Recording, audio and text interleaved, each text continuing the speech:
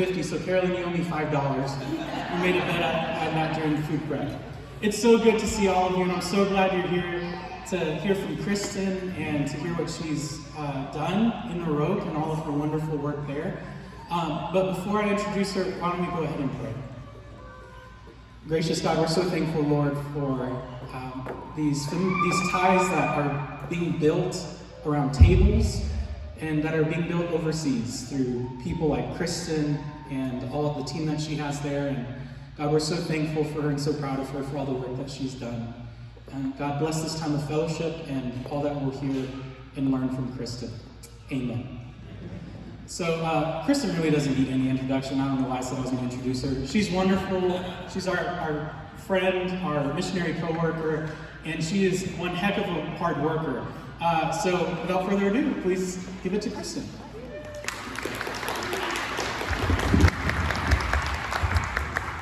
Hello, everyone. It's always like coming home, because it is, when I get to come back to First Central. I got to go to the medical care mission dinner the other night, the 40th anniversary, and the number of faces I saw. I forget sometimes how loved I am and how cared for and taken care of, and then I walk in rooms like that with all these wonderful church family members, and I think I am one of the most blessed people in the world, for sure. So one of those wonderful major blessings has been able to work with and for NOROC. I'm going to do a brief presentation that will talk a little bit about who NOROC is. Some of you know, you've heard the presentation a million times. Some of you have heard it but maybe don't remember, and some of you have never heard anything about NOROC, and this is your first shot. So I'll do something really short on who NOROC is. I will talk about a little bit of their history, and then I'll talk about the past 2.5 months where I've been living and working in Tulcea County, Romania. And then we'll talk about why you are all here, which is to discuss our young adult service learning trip that will be going in July, from July the 20th through August the 1st. So, NOROC, if you do not know, stands for New Opportunities for Romanian Orphaned Children. It is an organization that started 26 years ago out of a friendship between Fred and Carolyn White and a Romanian English teacher named Petru Șolca. They met in sort of an interesting way when Fred and Carolyn were adopting their daughter Natalie. The funny part is I really thought they met in some other way, like he was their translator and they were meeting in person. Petru was hired to look at paperwork with all these adoptions that were coming through because he's so English proficient. And some of the first American documentation he ever saw was Fred and Carolyn White's documentation of birth certificates and marriage certificates and all these other things that we have that we're used to seeing, that someone who's in Romania trying to process this paperwork wouldn't know what it was. And through asking about if he could keep a copy of their stuff so he had an example of what to do in the future, that created, apparently he stole them out of her folder, as Carolyn says. So that relationship began a beautiful partnership and care for children that were being raised in orphanages in Romania. Romania at the time was just coming out of communism. Their dictator, Ceausescu, had been arrested. His government had been overrun. He had been put to death. And their country was trying to recover from trauma, abuse from their political powers. One of the biggest problems that they had was almost what we're going to call like forced birth. Women were praised if they had 5 or more children. The contraception wasn't legal in any form, and there were more children being born than people had the ability to care for them, in large part because the government wanted, the communist government wanted people who were raised by the state that were loyal to the government and not to families. That was a part of the reasoning and rationale for it. The bigger issue that we run into, though, is when you have that many kids and not enough adults to take care of them, development is a challenge. We need to be touched, talked to, held, played with, and when we are not, especially in those critical early years, it can have physical challenges, they can have mental challenges, emotional understandings and challenges. And it was such a heartbreaking thing for people to see and recognize that not all of these kids can be adopted into a home that can afford to take care of them. What do we do with the children that cannot come either to the United States or end up in a home in Romania or somewhere else where they can receive this love that they need? And so NOROC was born. NOROC started with a few women that were hired that were called big-hearted grannies. And they would just go in and hold babies in orphanages, just hold them, play with them. In some ways, this tradition has continued in being a stopgap for the state. When the government couldn't afford to have enough people and enough time to really care for the children under their care that they had to take care of, NOROC was able to come in and do the enrichment care, the loving care, the holding, the sweetness that we need because of how integral community and touch and love are to the human experience. So that's what's in some of these little pictures. You may have a really hard time seeing this presentation. That's okay. The pictures are small, the colors are pretty, so maybe you can enjoy that. It's hard to do in a gym in the middle of the day like this. But that's NOROC's history, and over time it's just expanded because these kids grow up. They don't stay babies. They go into school. They start trying to prepare for careers and potentially even university. They move from either home to home, or they never leave the orphanage, or now they do a lot of group homes where you'll have maybe 12 kids living in a 4-bedroom house with a few house parents, or a 3 or 4 bedroom apartment with an apartment parent. That's a newer model. They're trying to move away from the giant 300 kids in a big group home model. The EU is requiring that of all countries in the EU to make it to where they have smaller homes to live in, even though they're not maybe living with their parents. Another thing to note is not all of these kids are traditionally orphaned. It does, just because they're in the system, just like our system, just because someone is going through foster care or something like that, does not mean they do not have living parents with whom they have relationships.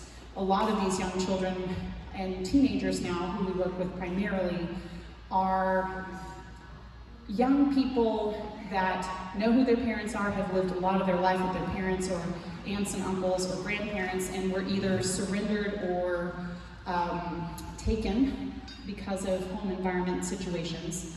But they are allowed to be in contact with their parents depending on their situation. So we're not, obviously NOROC started under the traditional mindset of orphan, but it is much more expanded. We say orphaned, abandoned, abused, and neglected children is really who we work with as a whole.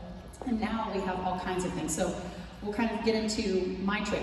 I was there from January 18th to I left the 27th, started making my way back to the States the 27th of April, or March, March.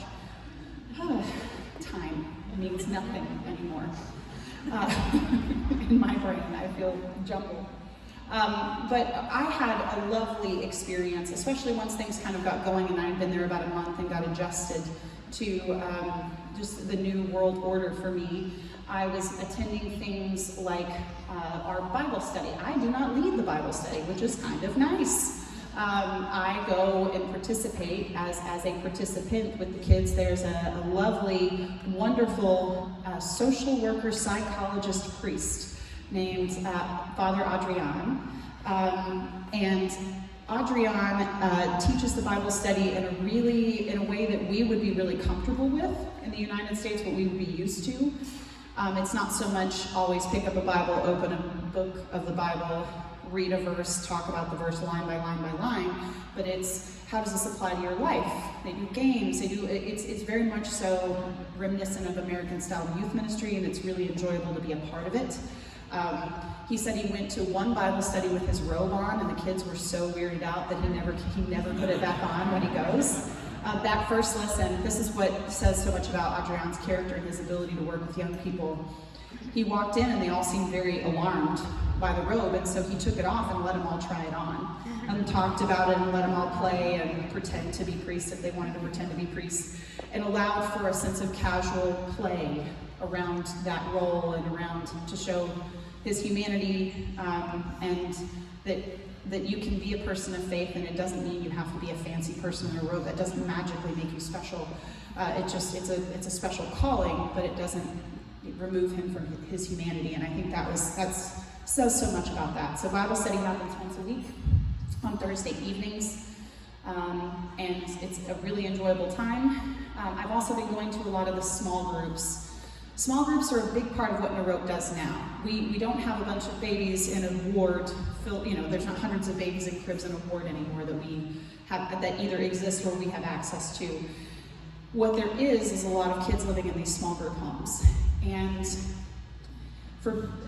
when you have maybe 1 or 2 adults normally it's 2 or 3 assigned to a facility that they live in, they rotate. They'll only ever have 1 person on call at a time. And so they're dealing with 3 different adults that rotate in through different sleeping schedules, and that are in charge of their lives, and there are about 12 of them in a house, and they have to find places to do their homework and eat dinner together, and there's a lot of, it's hard to have enrichment. It's hard to have a place where it feels safe to study or talk or be in community that feels safe, or to interact with adults that have time to look at you, to talk to you, to ask you questions about your life, to give you advice if you need it. That is not the role of the people who work for the state. They don't have the time. That's what NOROC does, is we come in and our assistants. That's actually what our grannies do now, is they come in, and so the workers can go do paperwork that they need to do, and the grannies come in and take care of dinner or a group game, or tutoring. So it's a really unique system, and the small groups are a part of that, to where one of the things that NOROC has talked about in terms of the need for young people, especially young people where there's this cycle. Your parents had you, they couldn't afford you, they turned you over to the state. You have your own kid, you can't afford your kid, you turn your kid over to the state. We have now cycles of families that we're trying to break into, and one of the things, and the research says, having adults that are not in your family, that know your name, that show you long-term love and affection. You do not know how to establish a life of long-term and affection with someone else if you've never seen it and it's never been extended to you. And so our grannies and our staff stand in these spaces as a caring, safe, trustworthy adults that can stand in that space to show love and show what it looks like to be loved long-term in consistent ways. And so the small groups do that. They go out to the countryside, they go on photography trips, they meet weekly in different facilities, they do birthday parties together. That's such a huge part of NOROC, because we make sure everybody gets a birthday cake and gets to blow out candles on their birthday and gets a gift. We are there for them at Christmas. It's this space in which it's a little version of family. It is family. For kids that may not have a consistent version of that is healthy and safe. The other part, I got to go meet our college students. This was a rough day. My face doesn't look super happy. I wasn't. But it turned out, the trip ended up turning out really great. And we have college students in several places, but the 2 major ones are in Constanza, which is on the coast at the Black Sea, a very, very nice, very cool town that has a couple of universities, but we went to a very specific one where we have several students. These are just 2 that you see in the front. That's Lily Popovich, one of the staff members of NOROC. Then you have the 2 students in the middle with a little tan jacket, and the young man with his head peeking out. And then my friend and co-worker now, Andrea, is my translator as well. And then me, we went and met the students and interviewed all of them on camera so that we could get their story about how NOROC has affected their educational experience. And I'll be going to Bucharest to meet the Bucharest students in the summer before I leave and come back here. So that's been a really unique thing to see. A lot of these kids were born basically into the system, received tutoring and care, and then got the ability to, through all this tutoring, to pass their baccalaureate exam, got into university, and now are pursuing university and have had these long-term relationships with NOROC. And that's really powerful to see what that influence can do over time.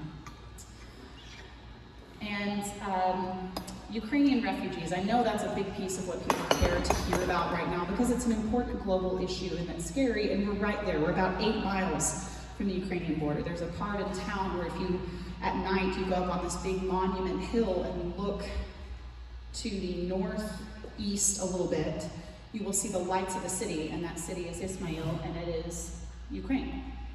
Right there, like you can see the city lights of another town that is in the Ukraine. There is a camp of not yet refugees because they have not left their country, but displaced Ukrainians living in Ismail that we support financially. We've helped renovate facilities with money that has been given to us. We send food over weekly in huge amounts they bring in a bus, and then we fill up the bus and they send the bus back of hundreds of people living in Ismail trying to stay in the country so they don't have to become refugees. So that whole process means it's really hard to get back. So the people that we work with are actually dual citizens of Romania and the Ukraine, so they have the capacity to go across the border without any special paperwork, and we're able to get food and help in. And then we also have individuals that we're friends with that we were kind of placed under our care. We've helped with housing, updating their housing, food, rental costs, anything that they've had need of that they've been willing to ask us for, we've made sure to make that possible. So, but one thing that we've struggled with a little is people have been so generous. The American dollar goes so far that we were having a little bit of a hard time figuring out how to spend some of the larger amounts that we had been receiving, but knowing that God would place something to where this money that was given to us in good faith would find a very important ethical home where we knew it would be getting into the hands of people who needed it.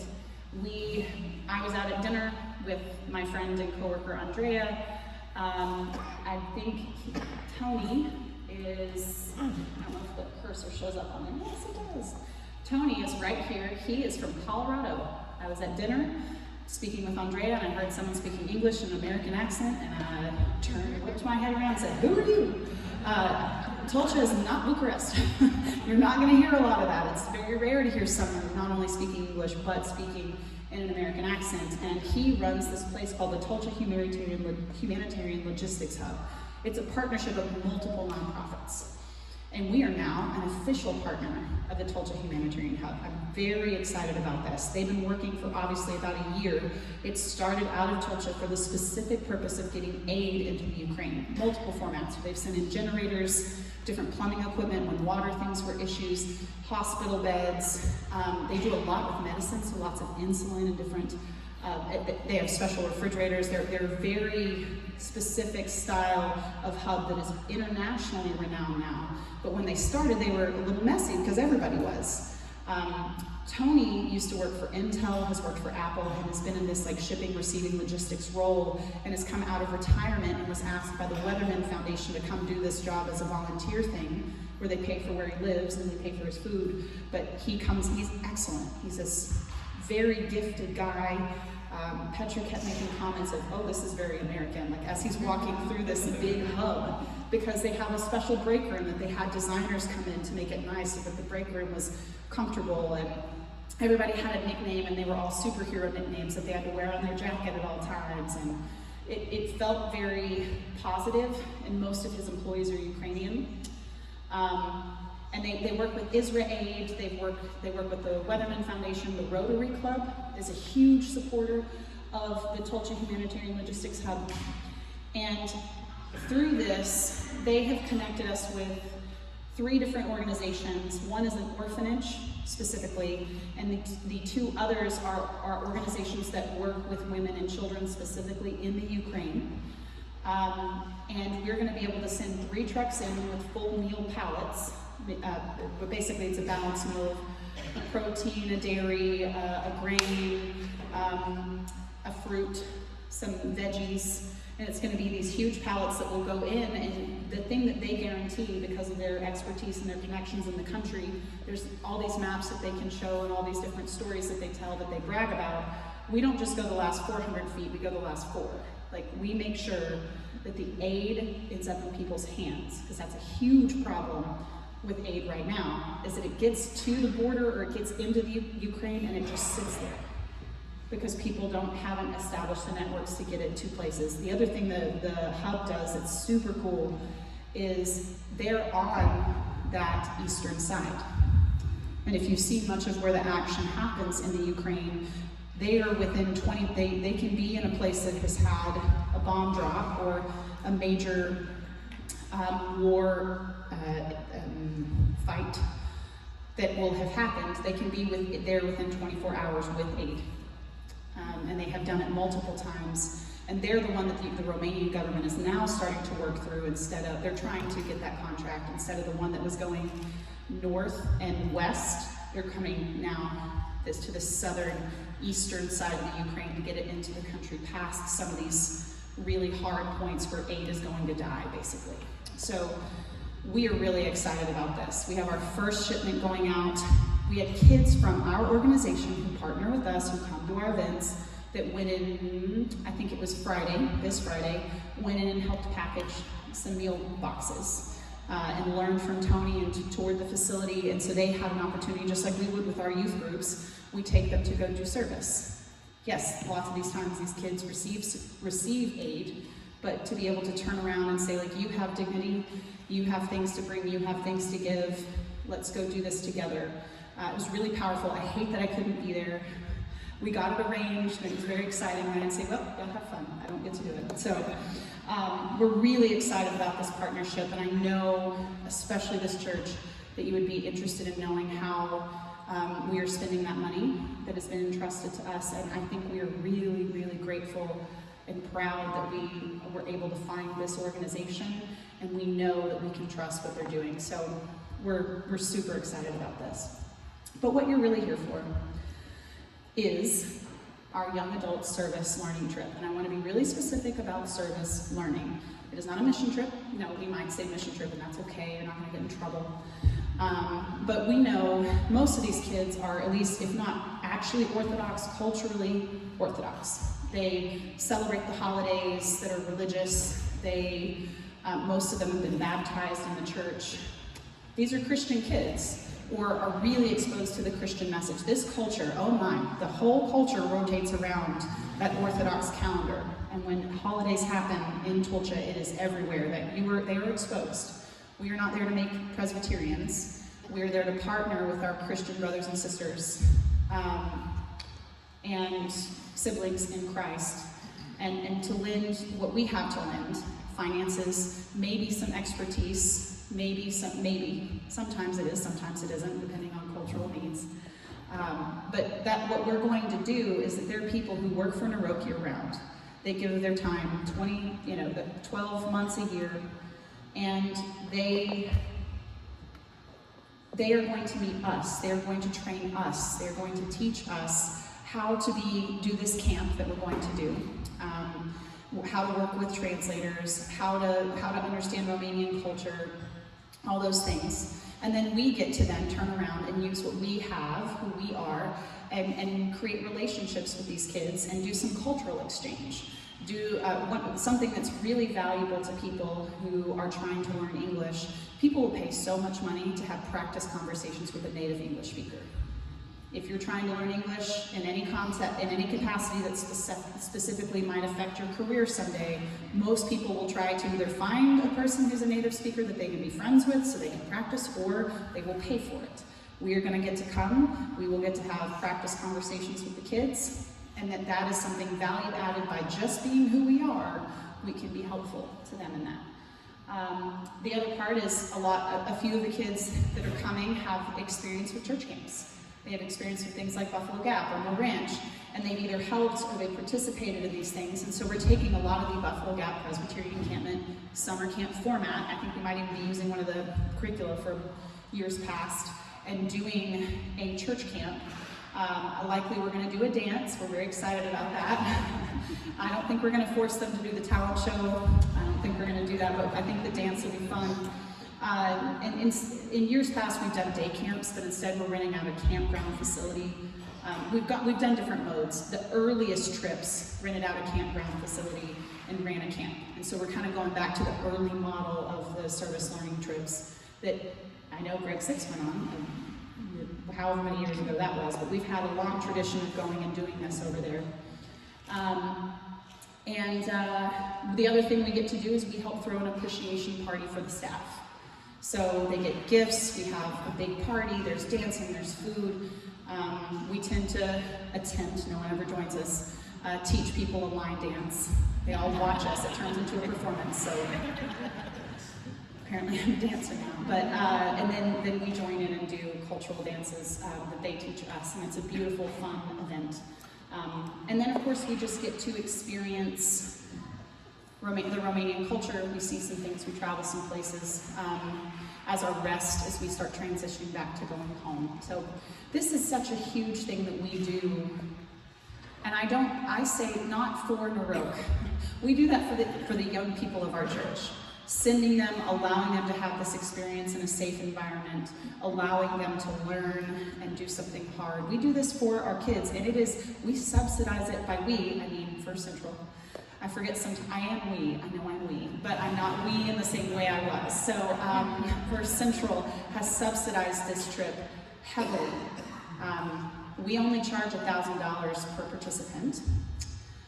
We used to only charge $500. We did have to put that up a few years ago to say, like, we can't justify $500 for international trips. But $1,000, we'll see if we can make that work. And you all know that doesn't even cover a plane ticket to get over there. So in that, we have some money that's been saved up over time. First Central does. We have some money maybe coming from some other places, like other grants. We apply for these things to help. But realistically, to be able to send these young people, we have to partner with our church to be able to make it possible. If we're going to commit to the subsidized rate, we now have to back up the subsidized rate. So I'm going to turn this over to Grace. This is her part, but I'm letting you know, this is a great trip. They're getting a lot of value out of it, and this is how you can help. Okay.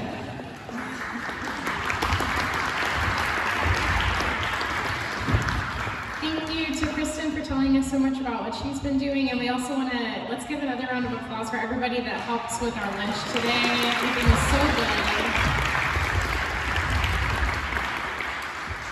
So yes, thank you all for your donations for lunch today, and we have other ways that you can help with this trip as well. One is that you can be a prayer partner, and so we have on this back table pictures and bios of each of the kids that are going, the young adults who are going on the mission trip. And so you can read a little bit about them and you can decide to be a prayer partner. There's some cards there that you can fill out and check, yes, I would like to be a prayer partner, and we will send you more information about how you can be praying for them. You can also, along with that, decide to be a financial supporter. So you can give to a specific student's trip or just give to the mission trip in general.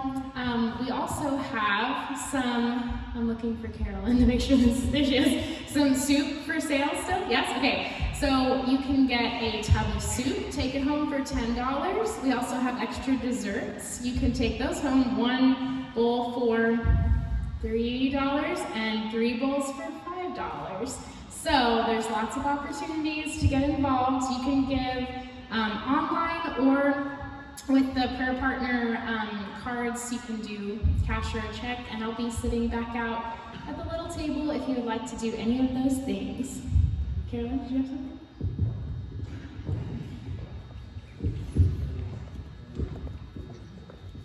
This trip that Carlo and Grace and Kristen are organizing, it's for people who are 18 to 25 years old. Grade 6 is gone, Katie's gone twice, and she lived there for about 6 weeks by herself with Rachel Myers. The Moffat's boy went. My Natalie went. Who else went? James and young James and young Linda, when they were 25, went. But Michael Miller went. Our Natalie went. So as they emerge from the youth department, graduate from high school, then they get to go on this trip. So in reality, the emerging adults from this church, they pay $1,000. But it really probably, considering the camp fees, they get their meals for that $1,000. They get their accommodation for that $1,000. So in reality, it's probably going to cost $3,000 per person, but we're only charging them $1,000. So we've got a lot to make up. So, and it's great fun. And once you get to know these kids, you get to hear their heartbreaks and disappointments in their life. So thank you for supporting this. We haven't been because of COVID for 4 years. So thank you for coming for the lunch. Thank you for smiling and saying it's good, even though it's a little foreign. And you can buy desserts, take it home. I put a price on it, but we have so many, you can choose your price. Or just take one home. Thank you. Especially if it's on the plane.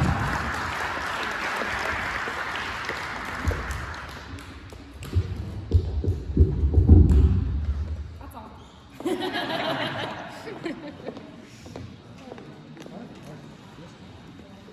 Oh yeah, we should have opened it up for Oh yeah, I can do, okay. if they want. Okay, someone asked me if I wanted to do Q&As. I suppose I could answer questions if you are interested. Yes. What? How are you managing with the language? And you talk about having what I call tutors, American speaking, helping those people. Yes. How am I doing with the language? And How are you managing? how am I managing with the language? And then we will have translators and tutors for our group. So it's coming along. Part of it is when you're there and you're exposed to it a lot, you do pick it up. That is a true thing. But when you're engrossed in something like that, I could be going faster, and Anka has been getting on me for it. So I'll be doing some conversations with her, which I think is wonderful. So I don't lose too much while I'm here. The other side of it is it's been a fun part to connect with the kids. So I'll say, I think it's cum spui is how do you say, or how do I say. And it's like como se dice in Spanish, and so I'll like point at a chair, cum spui, chair. And the kids will say this. And so it'll turn into this thing where they walk around the room and they hold stuff up and they say, what is this in English? And I say what it is, and they tell me what it is in Romanian. And that sort of back and forth creates it's not so much I'm there to teach them, it's that we're there to connect to one another. That it reinforces that NOROC value of connection that's important for long-term love. And when it comes to, that's one of the things the young people get to learn is how to work with a translator. I have a really vivid memory of a very sweet person that came from our presbytery, who shall name unnamed, who will be unnamed, who was asked to do a prayer. And this person got up to do a prayer and used these big, beautiful, long words and didn't make a single pause for the whole prayer. And just was so, it was a beautiful prayer.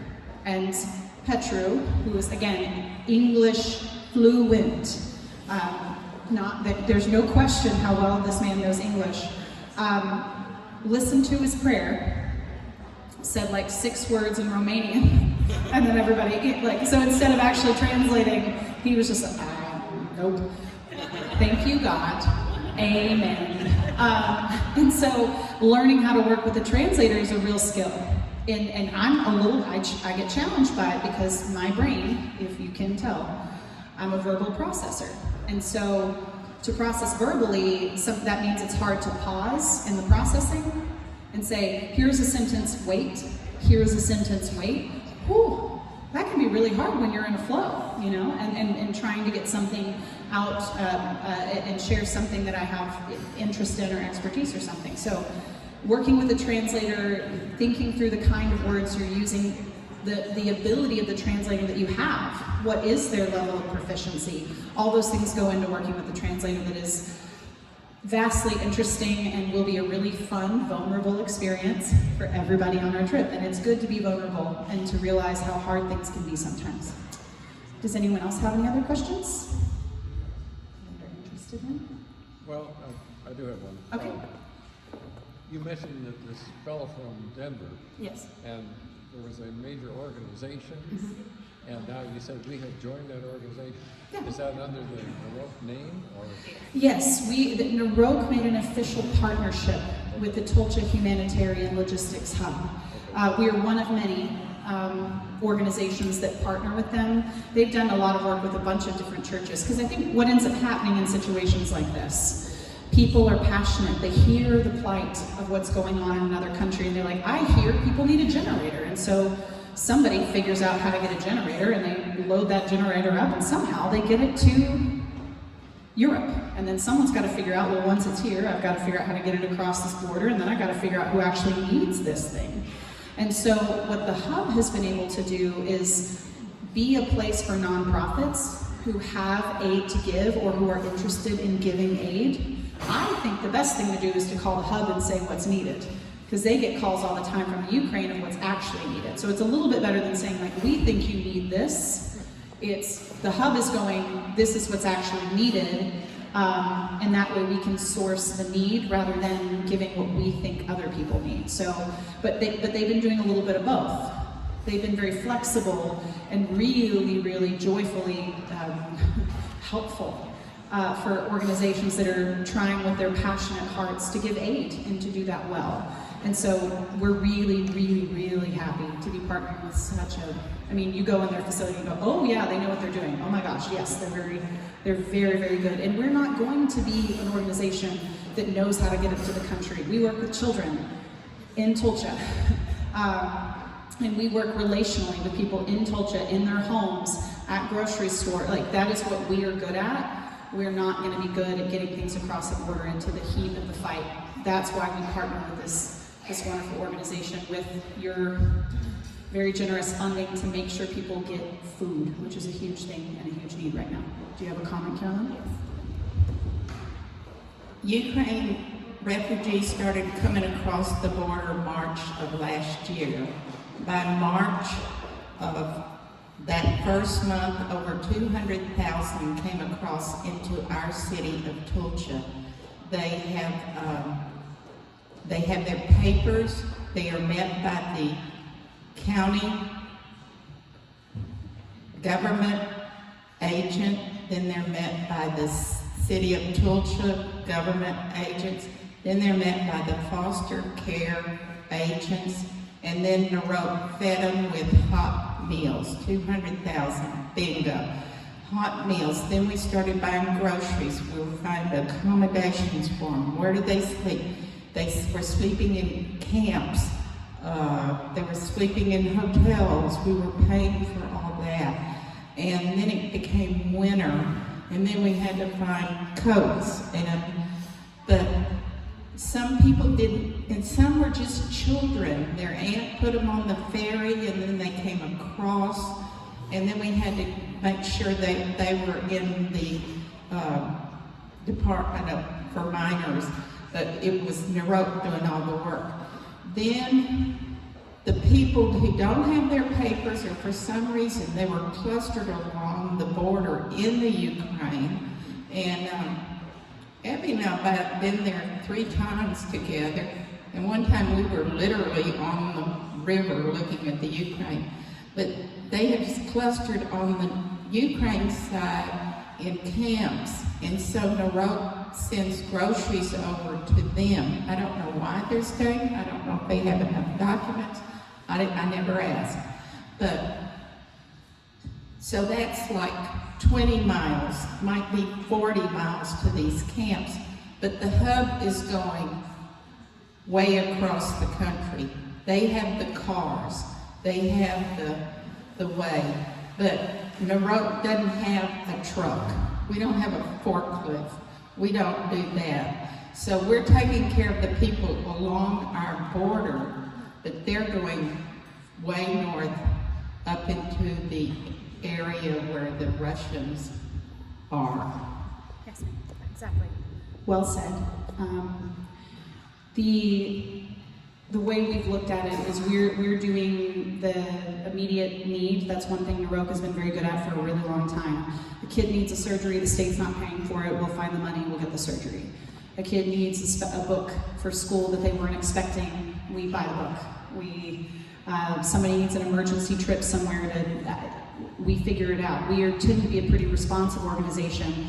And so that really fit us well as people were coming across the border and having immediate needs. We're good at that.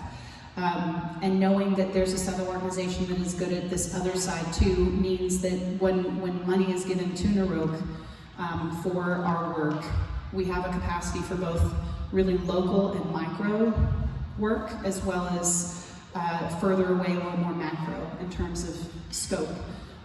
And as we don't have hundreds and hundreds of people coming across the border anymore. That's people who are going to stay in the country are kind of in the country, and people who are going to leave have left. But people are still sitting right on the other side of the border, not in their homes, but as close to the border as they can get, so if they have to leave, they can. But they're trying to stay in their home country. They're trying to, from what I understand, some of them maybe don't have papers, but some of them really are just trying to not become refugees. They're trying to stay in their home country, but that means they're not working, it means a lot of things. And they're trying to stay safe. So that's what we're doing. Is there anything else, Carolyn? When are you going back? I go back May 31st. Yes. There's another trip going in June out of Virginia with our friends Rich and Carol Shimp. They were a part of our presbytery. Carol was the mission co-worker before me. And they're taking people out of their church to go, and I think there's some people coming from Paladaro Presbytery as well. They're coming, that's more of a, we're calling the mature adult trip. So you have like the young adult trip and the less than young adult trip are going, and so that group is coming in June. And so I'll be there for that, to help them navigate where they're gonna be. I have a video on my phone I might be able to share, but at Christmas time, NOROC sent enough food that on the other side of the border, they had a Christmas dinner. About 300 or 400 people came. They came from this camp, they came from this camp, and they all came together and rejoiced. I can't imagine just walking away and leaving everything, but since the world began, there's always a refugee. Yes. Do we have any other questions that I can answer? Happy Easter. Today is the Easter for the Orthodox Church. So my friend, I'm in a WhatsApp group. WhatsApp is an app that you can, it's basically a text messaging app, but it works off Wi-Fi anyway. So everybody in the organization that's a part of NOROC that works for them is in this app. And I get, on holy days, every single person in that group sends La Motzan, which is, many more years. That's what they say for everything, birthdays, Easter, whatever. And then Happy Easter, He is risen. So they sent all that to me and the American contingent in that group last week. And so today I've been getting Happy Easter, Happy Easter, Happy Easter. So I'm very thankful that I am well reminded of what's going on with my friends overseas. Yes, Amanda?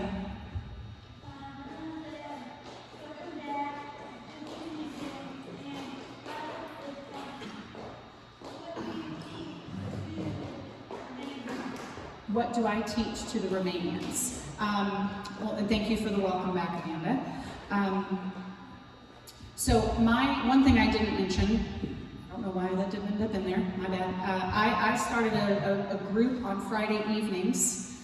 I was curious about what the kids thought of NOROC. So I basically was going to all these small groups, and I kept seeing some of the same, obviously you'd have 10, 15, 20 kids at an event, right? But there'd be this core group of about 7 or 8 that were at everything, everywhere. Or if they only went to one group, they talked, contributed, not just yapped, but they contributed to the conversation. The teacher always knew they could call on that person. and interact with that person. And so I specifically invited those kids with high buy-in to the apartment that I live in that is the office. I live in the office apartment. It's a 3, Katie lived there. She knows. It's been updated, so yeah. They did it for me, I'm so sorry. So I've been living in this apartment, and we were really only having one event in the apartment a week, and that was the staff meeting. And then they'd have a couple of kids a week that would come do therapy with one of our psychologists. So it was this really nice apartment that no one was really utilizing, and so I decided to kind of get some decoration things and pull out the table that had been stored away that's a big long table to put in the living room and create a dinner that I would cook, and I'd ask them, what do you guys want? And they'd sit and they'd talk about what they wanted. And I think the very first dinner was tacos, because they asked, they went, tacos, and I said, okay. And I said, it's gonna be Tex-Mex, heavy on the Tex. And I had to figure out how to make taco seasoning, because you can't just go buy the taco seasoning packets, so I had to find the recipe and put it all together. And I couldn't buy tortillas in the store. There are places you can get tortillas in Romania. It's not, but none of the grocery stores just have them available that I was able to find. Sometimes they have them, sometimes they don't. So I had to make tortillas from scratch, which was an adventure. And then I asked them, what do you want next week? And then they said, I just really like some nice grilled chicken and a cucumber and a cucumber salad with some nice rice. And I was like, this is the weirdest request I've ever gotten from a group of teenagers. And they were so specific, and they eat so mindfully. They kind of pull things off the plate and they'd set it on the plate and they'd eat it.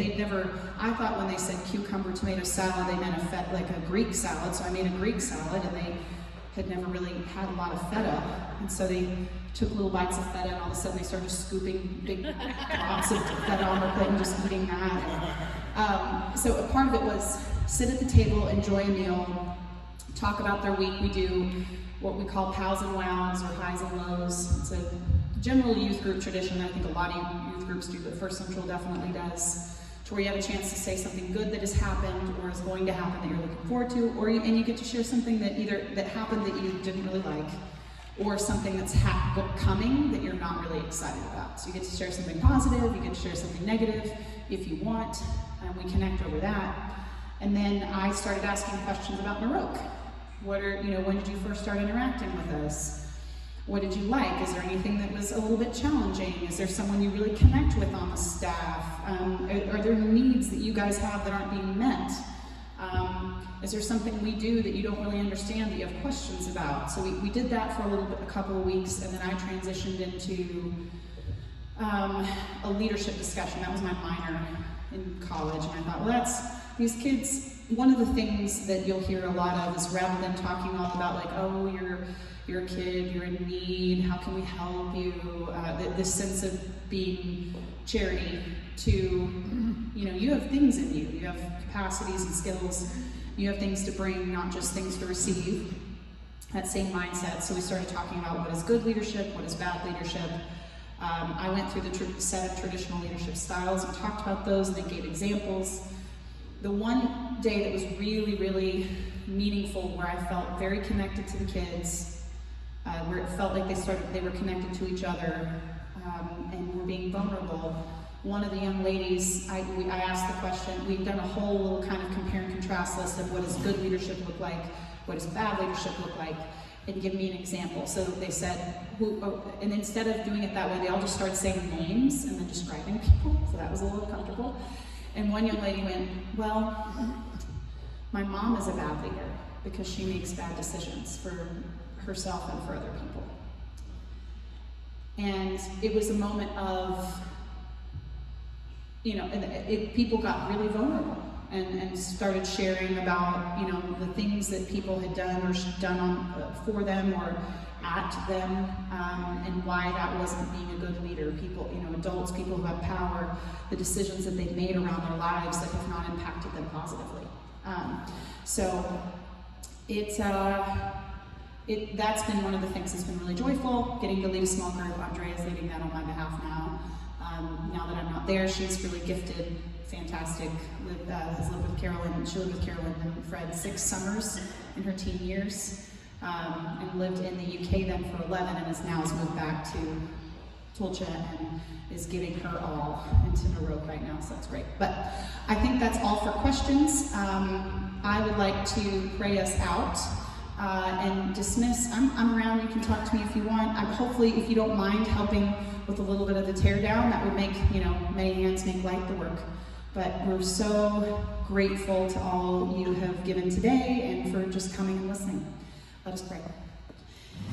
Loving God, it is so wonderful to be in community. We are grateful to see friendly faces, to share a good meal, to try something new, to have great conversation. Thank you for that. Thank you for the work of NOROC, for this 26 years of service. Thank you for the partnership with NOROC and First Central, and how we've been such great friends all these years of support and friendship. Be with us as we leave this place. In your name we pray. Amen.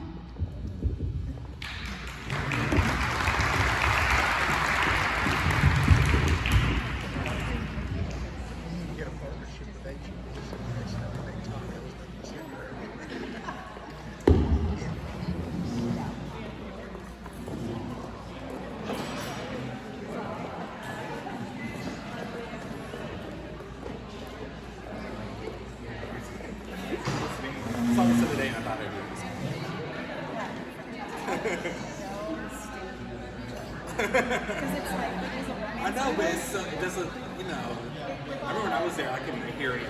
Whereas every other robotics I could hear my mates. Yeah. It's so different. I know.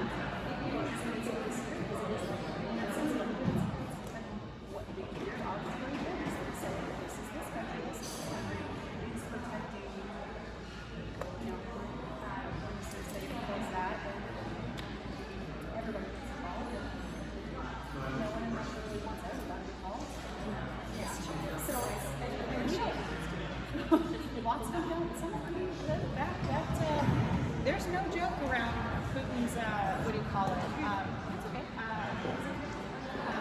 Propaganda. Like,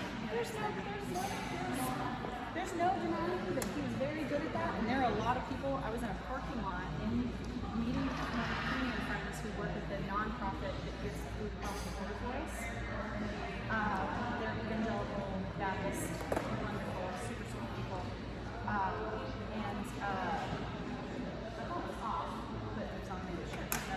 It's all good. The border, so we were in the parking lot, their truck has a name on it, written on it with their organization name, and this guy goes, "You," and he goes, "Yeah, he's speaking in Russian." And they start yelling at him in Russian. Not Russian, he starts yelling at them, not friends with it. And then they're also, and he says, "Listen, he's a drunk. He's a drunk. He's drugs." And Patrick's just laughing because he's like, and he's like, "What are bombs?" He's like, "What are bombs? What are bombs? That's Putin. What are bombs?" And the guy goes, "Pass."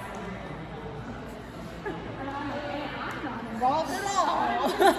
And so it's there. Like, there's definitely people who think like Russia has the right to do what they're doing. It's like just the government. So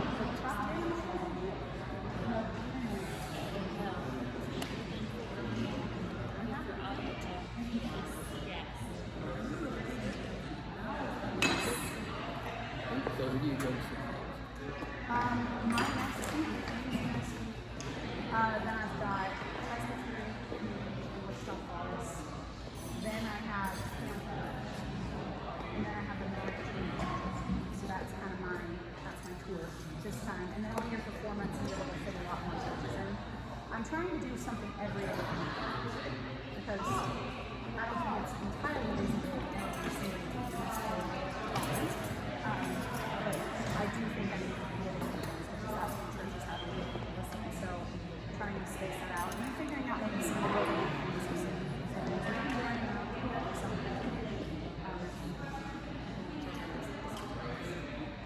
My sister lives in yes. West Florida. They haven't gotten to it yet, but my plan is to have, before I go to Presbyterian, my teaching schedule, like when I'm available to do things, laid out, so that people can then like email me and say, is this weekend for me? So I'm trying to have that ready for Presbyterian, for Ranch and some other places, so that when I'm with people who might be looking for holding supply or opportunities for maybe a talk where I can drive, this is my travel week. Anytime I miss something travel, who wants come and get it kind of mindset.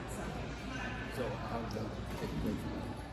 My email or my phone. My phone works internationally, so you can text me. I may not answer it until I'm available.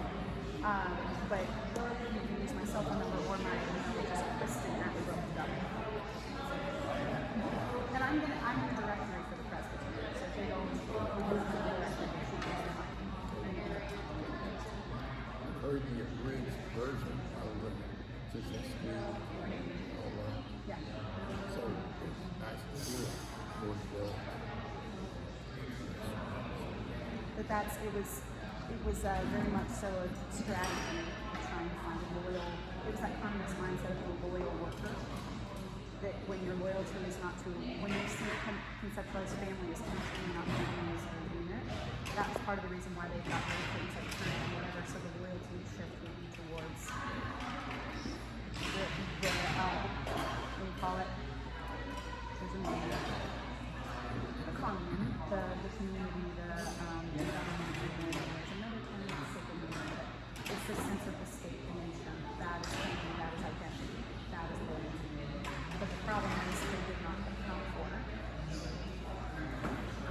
was the fact that this kind of America, this it may be very worse for communities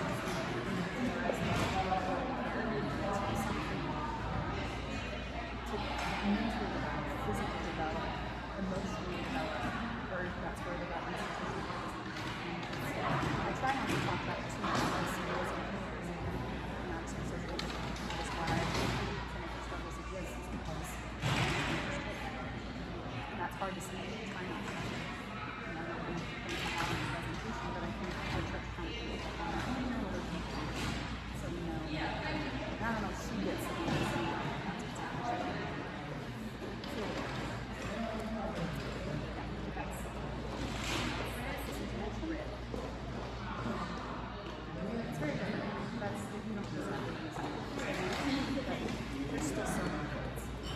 Okay, so good to see you. Good to see you. No, I'll call you tomorrow. Yes. Okay. Yeah. Sounds good. Okay. All right. I've been talking to you. I'm just happy to meet you. It's been so long, but we'll talk tomorrow, okay? Okay. All right. Bye. Thank you for your Yeah, it's good to see you.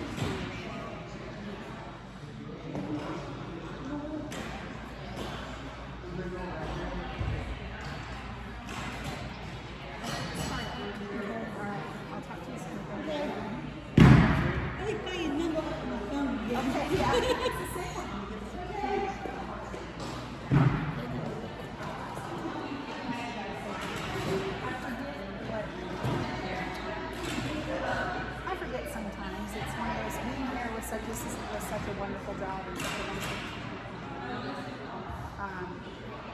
but yet they were, you know, I was ready to do something different. I was ready to have from the routine I had.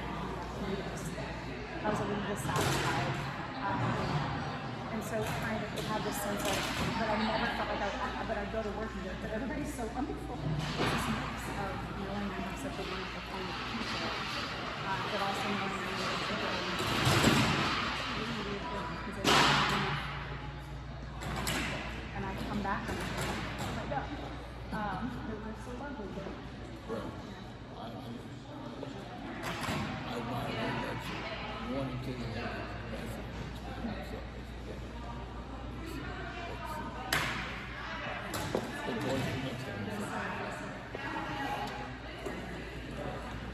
When you said tacos, the first thing I thought of, someone's got to do a partnership with HB. Like, I did this brown rice chocolate. Easy enough. And then we did, I had, maybe not understand like why, maybe I'm asking why is onions in everything. You go. We tried like making mistakes because they didn't know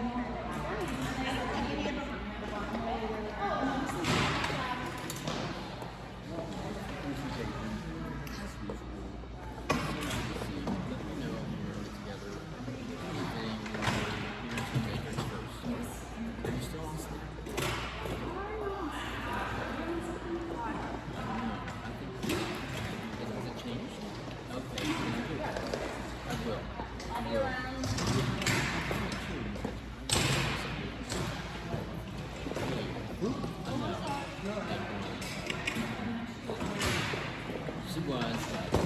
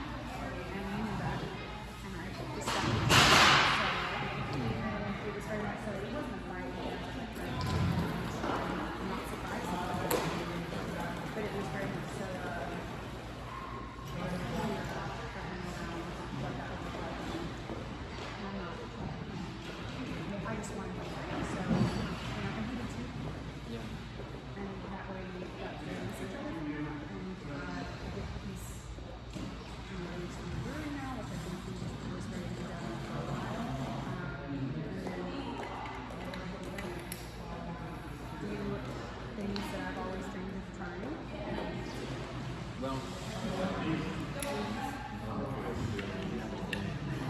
we miss you terribly, but I know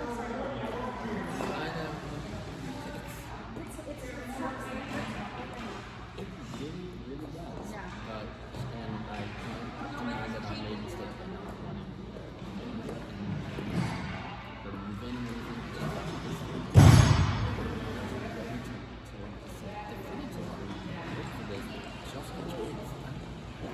so I had to get used to that. And so it was kind of overwhelming.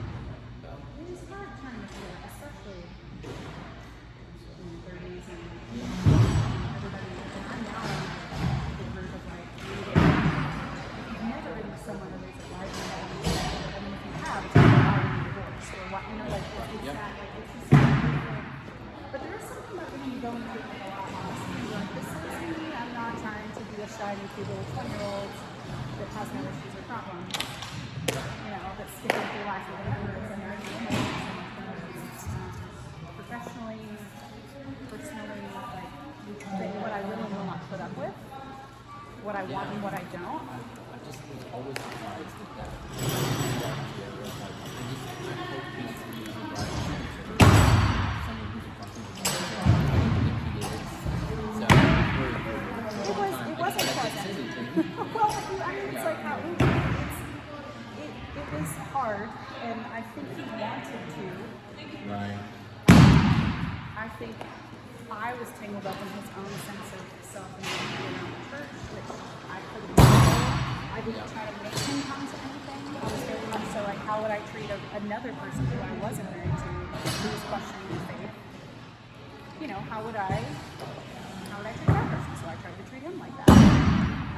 Not like, you're disappointing me, and you're embarrassing me, and why are you not coming? And you know, I need my husband to be able to support me. Always heartbreaking me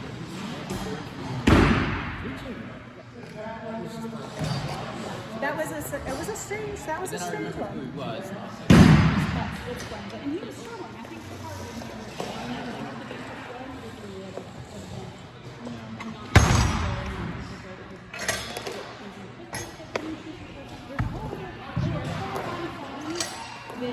I definitely was doing a job of practice The reality didn't so, and it's okay. I'm and that's the best part. Is I think I feel very amazing because